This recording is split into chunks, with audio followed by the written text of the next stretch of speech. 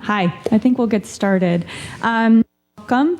My name is Christina Weil, and I'm the co-founder and co-president of the Association of Print Scholars. This is Brittany Salisbury, who is also co-founder and co-president.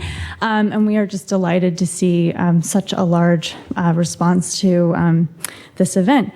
I hoped to book Madison Square Garden, but the Pope beat us to it, and we're really glad that you all managed the difficult travel situation. So many of you in the audience may already be familiar with the Association of Print Scholars. APS launched almost a year ago in October 2014, and we are a nonprofit professional organization dedicated to supporting innovative scholarship about printmaking and facilitating dialogue among our members. And as of today, we have over 370 members who come from all over the world and represent a range of professional careers. We have curators, academics, grad students, paper conservators, artists, and print dealers. So it's a very exciting, diverse group. So in addition to hosting public events like this, we also have our website, www.printscholars.org, and it's now a resource for people in the print community. It's a place where members can post about recent news, opportunities, and events that may be going on in their world. Earlier this month, we awarded the first annual Schulman and Bullard Article Prize for the best article by an early career scholar. It's a $2,000 prize, and we're really very pleased to be able to give that now every year. And last year we organized member events for our members in Paris, Berlin, and so we invite you to join APS or just simply attend any of our next events.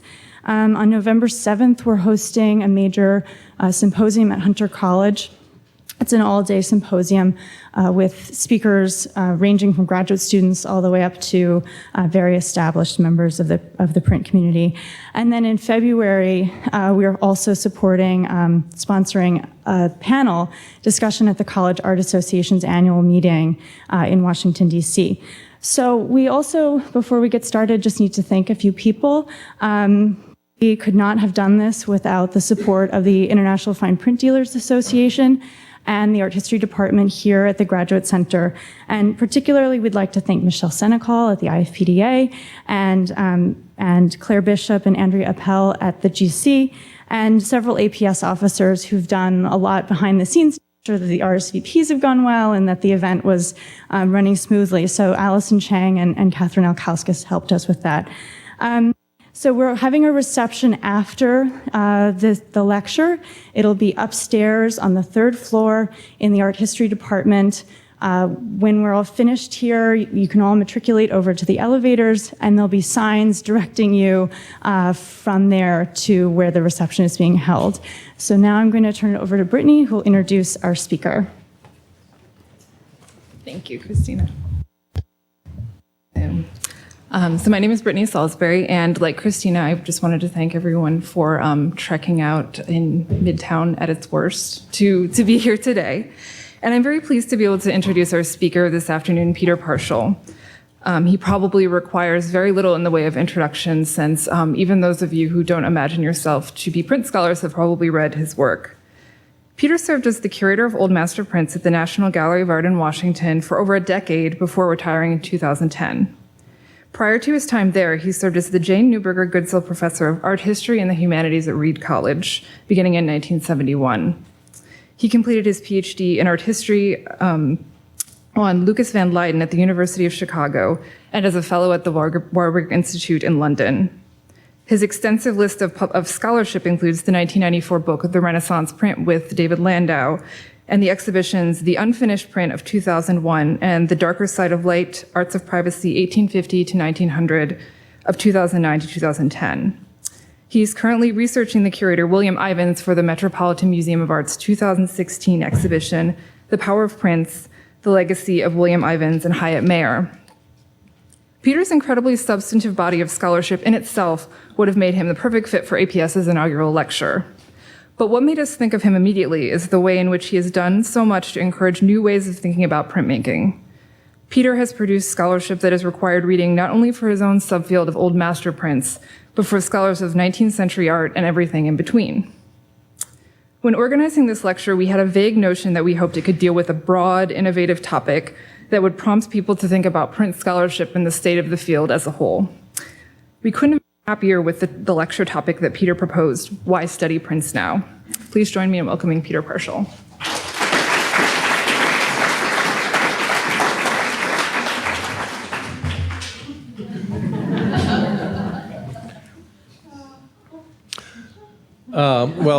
When I first received this invitation, I imagined myself putting together, as I indeed went ahead to do, a kind of wonky lecture for print junkies. But then as things progressed and the time drew nigh, I started receiving telephone calls from friends in Georgia and California and Germany and so on, regretting the fact that they weren't going to be able to come to New York. And I thought, well, the audience is getting bigger and bigger, not the real audience, but the potential audience, which is a kind of remarkable testimony to the organizers of the event, who I think maybe should give this up and go into advertisement instead. Anyway, the lecture as it came out was a kind of a meander, a reflection on various things that seemed to me to be interesting and important about the history of this field.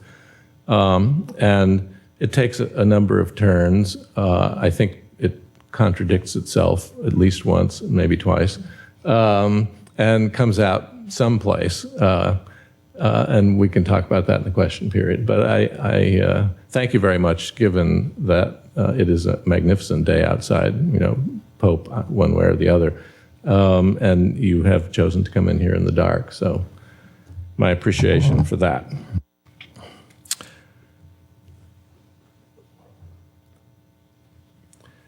Many years ago, I was sitting in an audience like this one when an esteemed colleague rose and addressed us collectively as those who love prints and other works on paper. I remember being a little disconcerted at the time by this association, not because I don't, in some personal respect, have an affection for prints, and even a love for certain of them, being that they have been the subject of a good deal of my professional attention over the last half century. But even that is not enough to presume the presence of an emotion such as love, even allowing for its debasement in informal conversation. The remarkable thing about this frequently declared passion is that it was acknowledged well over 300 years ago as something particular to those with an interest in prints. I refer here to the well-known and infamous satire of the print collector given by the French writer Jean de la Bruyère in his Caractère, composed in 1688. The passage describes a private collector's obsession with the etchings of Jacques Callot. Quote, "Will you look at my prints?" asks Demoised, and in a moment he brings them out. You see one among them neither well printed nor well engraved and badly drawn, more fit to be stuck against the wall of some house. He assures you he has the only one in all of France, for which he paid a very heavy price and would not part with it for the best print to be found anywhere. I labor under a serious affliction, he declares, which will one day cause me to give up collecting prints. I have all of Callot's etchings except one, which, to tell the truth, so far from being the best, is the worst he ever did, but which would complete my holdings. I have hunted for this print for these 20 years, and now I despair of ever getting it," unquote. 1688. Parody aside, there has been a long and extraordinary sense of identification with the medium of prints among those who study and collect them. This may be partly a defensive reaction to a prejudice against the replicated image being a minor art, but this is a matter of being historically uninformed. It is failing to understand that throughout the Renaissance, a print, being as it was a finished and marketable object, was likely to be more highly valued than a drawing. And although that order of priority has changed in the eyes of many, even today the cost of a rare print will often exceed that of a comparable drawing. I've recently experienced the potency of this attachment to works on paper in response to an essay I wrote for the newsletter of the Print Council of America. There, I addressed the current responsibilities of print curators and whether we were being unduly concerned about our future. The essay raised a question about the long-term importance of maintaining staffs of specialists assigned to care for an individual artistic medium rather than, say, an historical period. Not surprisingly, it touched a nerve. I shall return to this matter later on, but it's best to warn you that my remarks are meant as a caution about what it means in 2015 to be structuring an art history and an appreciation of objects according to the medium in which they are realized. It would be perfectly reasonable to dismiss this question as pedantically academic or touchingly sentimental, were it not for the fact that prints in particular inspire such curiously intense allegiance. However, in reflecting on this history from our current perspective, we need to take into account an important factor that I, for one, will not claim to understand with any degree of subtlety. That is the so-called digital revolution. It's a commonplace to say that we approach the past through the mentality of our own time, and after all, why should it be any other way? But the case of printmaking at present is significantly overdetermined. The much acclaimed reinvention of printmaking, now 600 years behind us, has supposedly given way to a digital world that portends the imminent displacement of the printed text and by extension also the printed image. Whether or not we consider either event to be a revolution, this is the rhetoric being employed. My point is not to comment on the truth of either, but only to underscore the fact that it places a heavy weight on understanding these events. Historians such as ourselves, whether we be revolutionists or evolutionists, have something at stake in the discussion. Thus, it is useful to consider how our thinking about the history of printing, and more specifically printmaking, has evolved. Overall, it seems fair to say that the impact of printing in Europe and the Americas has been retrospectively seen to be positive. A more effective means of communication across a wider spectrum of the population has been seen to benefit the majority in the long run. It has been a force for liberation and free expression and an aid to populist movements. It has provoked censorship, but then contrived the means to overcome it. On the negative side, we have, among much else, the encouragement to public slander, the invention of new forms of state propaganda, and the sensationalist press. The list, pro and con, is now being mirrored in a very similar way in the discussion of the so-called social media, a topic I spend more time trying not to think about than thinking about. There, too, the current assessment seems on balance positive, although plenty of concerns have been raised, not least about the internet, the anesthetization of the population, a so-called global community being orchestrated by invisible powers that have yet to deliver the bill. All this has to some degree been worried about before, although certainly not in comparable circumstances or in comparable terms. The European Renaissance, in one of its famously self-congratulatory moments, proclaimed that the printing press to be among the three great achievements of modern civilization. In this pantheon of discoveries, printing sat alongside gunpowder and the magnetic compass. No one yet fully understood that all three had been developed in China many centuries before. But in European hands, these inventions became, in their respective ways, all means for the extraordinary exercise of power. Given what followed as a result of the voyages of discovery, the claim made for their importance was hardly an idle boast. Consequences aside, for the moment, how did it all get started? The manufacture of paper had been practiced in the West for at least 2 centuries before it became widespread. But papermaking only appeared in Germany at the close of the 14th century, shortly before the earliest known woodcuts showed up in Central Europe. Literacy seems to have risen gradually throughout this period, but did not spike at any point. Likewise, the demand for books gradually increased, probably encouraged by monastic reforms, but neither in itself seems to have caused a major effort towards mechanical reproduction. After all, building a simple printing press required no more than available skills and materials once its purpose was made clear. And anyhow, the makers of the earliest woodcuts didn't need them. Although a sufficiently refined means of making metal type was a considerable achievement, the basic casting techniques were known. Whatever finally provoked the development of a means of printing, it is a tangled chicken and egg problem. But then what was a print in the 15th century anyway? The woodcut you now see on the screen is not among the first of its kind, but a generation or two after the earliest European examples we know. Much smaller than an average business card, it's hardly prepossessing as an object. But then it is also not just a knockoff postage stamp of a saint to pin on your hat. This is, of course, Saint Veronica displaying her veil with the imprint of the face of Christ on it, one of the many stories surrounding the Passion and the supposed origin of several much venerated miracle-working icons.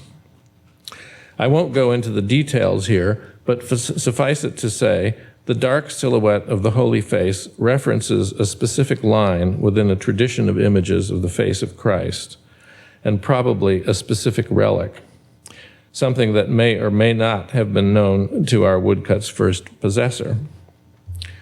Its exceptionalness may explain the abrasions on the surface that probably indicate touching and perhaps also kissing. The simple outline of the woodblock printed on vellum, the more costly substance, not paper, underlies the addition of paint, gold leaf, and silver leaf. In short, it reveals rather little of its initial manufacture. It is a very special, quite obviously unique object. Whoever it was that first acquired it probably pasted the image into the cover of a prayer book to give it a suitable context, protection, and ready access. Its auratic power we cannot know, but surely it was there, despite its distance from the holy image it now evokes. To what extent does calling this a print tell us anything about its individual and cultural history? Although Veronica is an extreme case, it does make a point about the value of a multiplied object. The fact of its multiplicity may have nothing to do with how it is regarded by a respondent who, after all, possesses a thing that is unique. In other cases, it may be of importance to know that owning something, that one is a participant in a community of sorts whose members are largely unknown to one another, but nonetheless able to feel a kind of fellowship. In short, the fact of being multiple affects the value of the thing by choice, not by ontology. In the beginning, prints were likely never considered as multiples in the way we think of them now.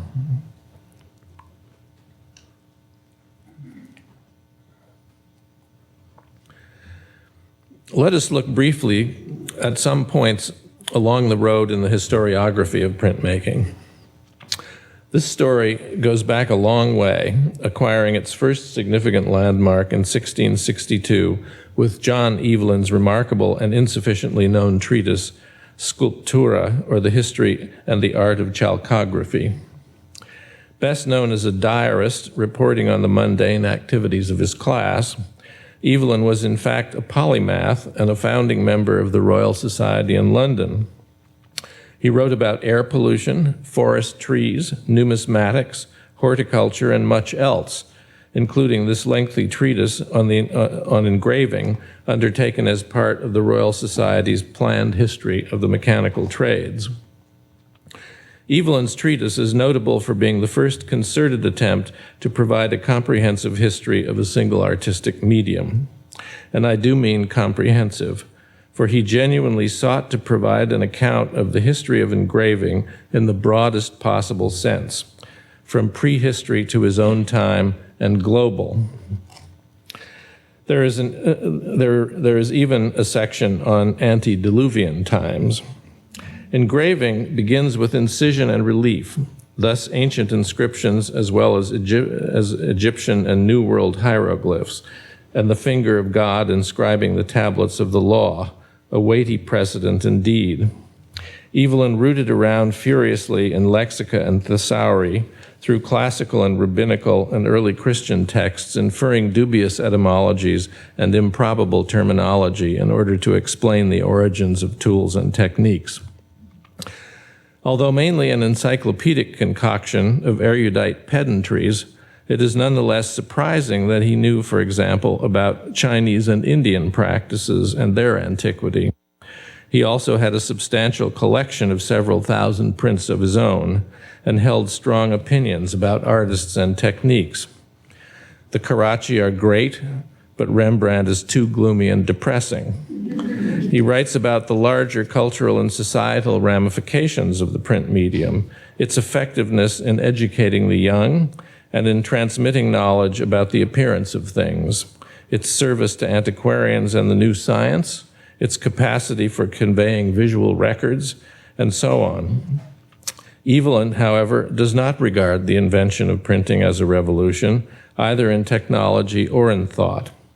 On the contrary, it was by his lights the result of a glacial development traceable to the very fog bank of prehistory. Yet Evelyn was interested only in what he called engraving, the more prestigious of printmaking techniques, even though the earliest works he knew were woodcuts, a medium that receives almost no attention at all. It would be a century before something comparable was done for that medium. In 1766, Jean-Michel Papillon, a French designer and block cutter, published a 3-volume work on the history and technique of woodcut.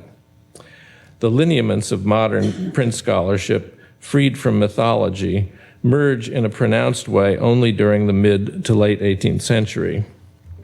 The ground rules for what constituted proper historical study had long been debated, and the relative importance of material and textual evidence reconsidered.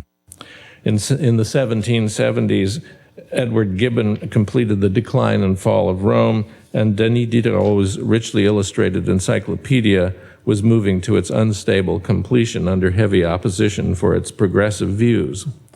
For uncovering the early history of printmaking, which meant investigating the origins of the woodcut, we must turn to Karl Heinrich von Heineken, a student of literature and law, and later secretary and librarian to Graf Heinrich von Brühl, a powerful figure in the Prussian court and a collector of exhibitable knowledge.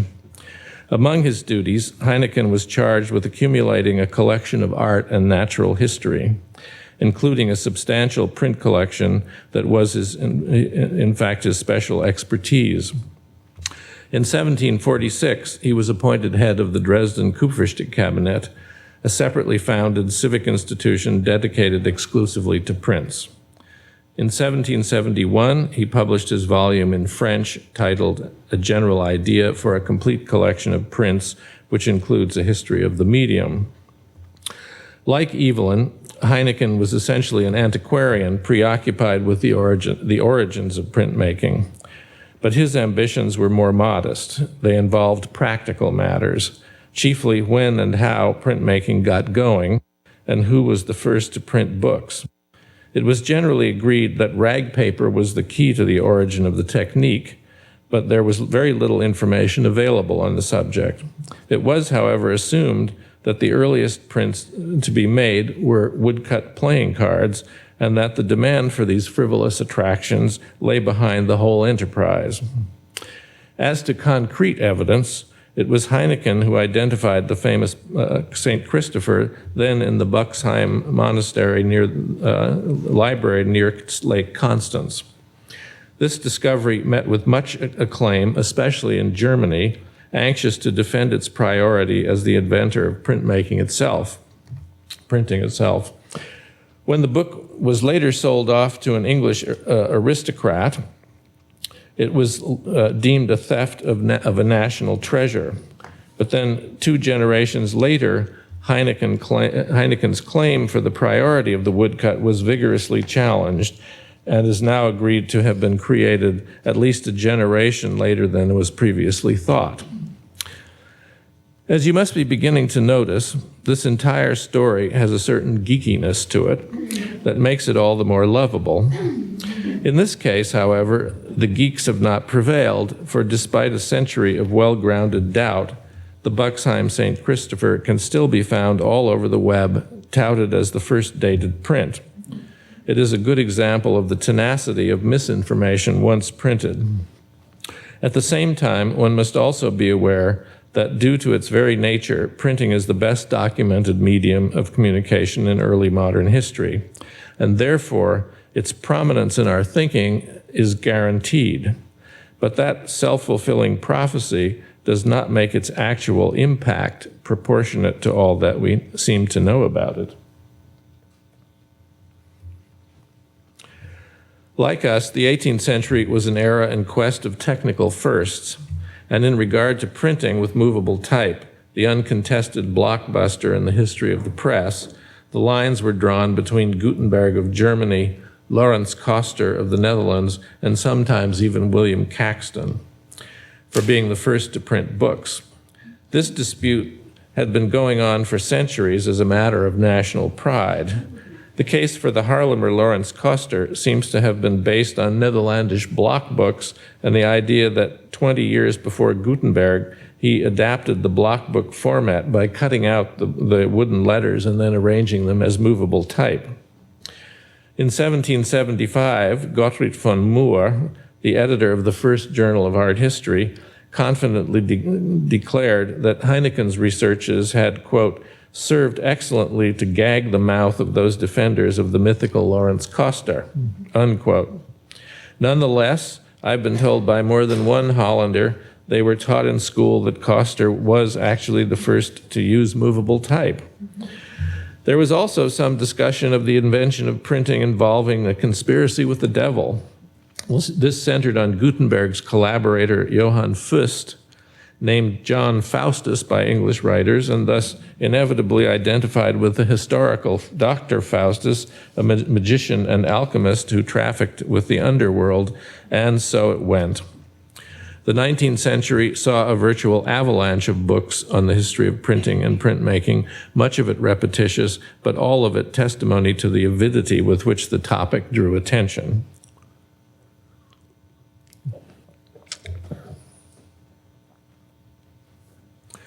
That said, despite its sectarian spats and love of self-mythologizing, the 18th century investigation of the origins of printmaking was in many respects a model of historical rigor. It made refined use of stylistic and philological evidence, library and archival research, antiquarian studies, and technical examination, all employed to good effect. It was a contextualized interpretation of a new technology and to some degree a model history of scientific innovation. And then, in the midst of it all, there came Adam Bartsch, steadily nurturing the gigantic mouse that would eventually consume the field of print studies. The Peintre Gravure, 21 volumes issued in less than 20 years, that most astonishing of all accomplishments in the history of cataloging. It is a document yet to be fully surpassed, and still the most extensive compilation to be found anywhere in the history of any medium. All of it done by hand without the help of photography, and needless to say, without a computer. The Peintre Gravure catalogs with notorious inconsistency what Bartsch regarded as original, quote-unquote, prints from the 15th through the 17th century. Following in the wake of the dealer and collector Pierre-Jean Mariette, and greatly dependent on his efforts, Bartsch organized the basic map of European print production, completing the corpus in 1821, at which point he retired permanently from the planet, legacy intact. Bartsch determined how prints would henceforth be classified and organized in most public collections, and for this Herculean accomplishment, he is rightly regarded as a hero to our profession. In practice, however, Bartsch's catalog is a well-scaffolded finder's aid, and in due course it would flatten the landscape of print studies for more than 100 years, rendering it largely fallow as a field of social and cultural investigation. Although we could probably all think of exceptions, a cursory survey of print scholarship from the 1850s to the 1950s would tend to confirm the following profile: a marked shift from museum print collections ordered by topic to collections of masterpieces ordered by the art historical canon, a list of exhibitions, dissertations, books, and articles inclined to the study of individual techniques, and monographic surveys dedicated to specific artists and schools. Add to this an intense concentration on the narrower aspects of print connoisseurship, discovering new states, chronicling plates and block deterioration, debating the aesthetics of the ideal impression. In other words, problems of a largely centrifugal nature so far as the historical study of the medium is concerned. The study and exhibition of prints, the most widely diverse and broadly interconnected of the many pictorial arts, became more self-interested.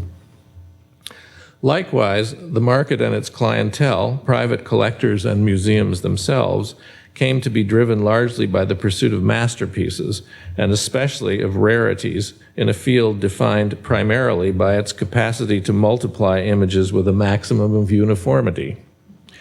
The quest for particular states, unrecorded if possible, the preference for wide margins and proof impressions among old masters, and other anachronistic traces of the art of production came to lead the market for intaglio prints. Bartsch, who is typically vilified for his murky distinction between original and reproductive prints, might better be questioned for helping encourage rarity as a defining aesthetic category, and more worryingly, turning print curators into filing clerks. In many respects, all of this was a good thing. It salvaged oddities and helped reconstruct micro-histories that would otherwise have gone unattended. And indeed, Bartsch was only recording what the market had already begun to seek out on its own. As dealers in drawings, sorry about the one on the left. Anyway, can't be done. As dealers in drawings, the Mariette certainly understood the value of rarity, and by the late 18th century, publishers were issuing impressions avant la lettre with little treats in the margin in order to boost profits. And I'm referring here to the little remark, as it's called, in the lower right-hand corner of the print on the left, which is a lovely little landscape that was left there for people who had special access to very early impressions before it was taken away, and what you see on the right was added along with a lot of additional work on the plate. So these are, we might say, contrivance very much of the market. Nevertheless, Bartsch's helpmeet, the peintre gravure, taken as a model, amounts to a narrow kind of art history, cleaving to the satisfactions of current taste and curiosity more than mainstream cultural history, that arena in which print studies had once been a pioneer. La Bruyère's hysterical caricature of Demoiselles had come back to haunt us, and in many respects, it was Joseph Adam Ritter von Bartsch who built that stage for its revival.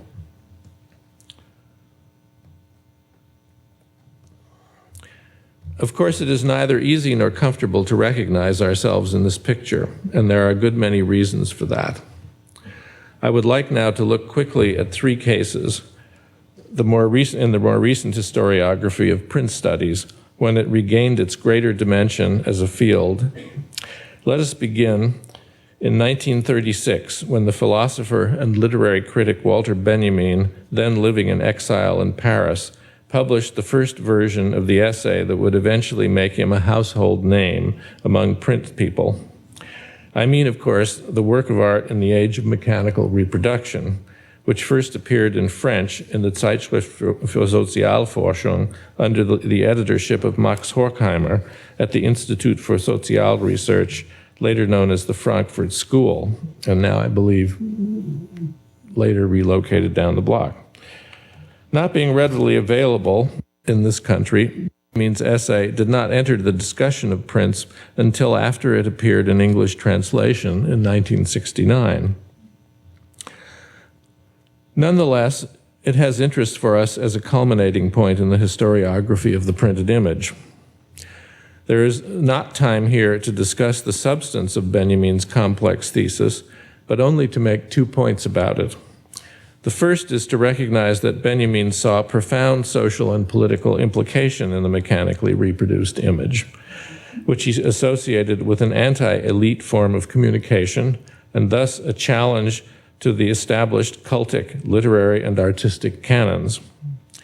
But more important, at the moment he was writing, he saw the mechanically reproduced image as being available for co-option by the disenfranchised. He saw it as a potential means of subversion within the fascist state. Far from understanding the replicated media as constituting an independent category of creative expression with its own internal imperatives, he understood its historical significance as thoroughly embedded in society and politics. And in his own tortured moment, it was a possible means of creating a sense of common purpose and common identity among the powerless. It bore the potential for revolution. The second point I want to make regarding Benjamin's thesis is merely a clarification.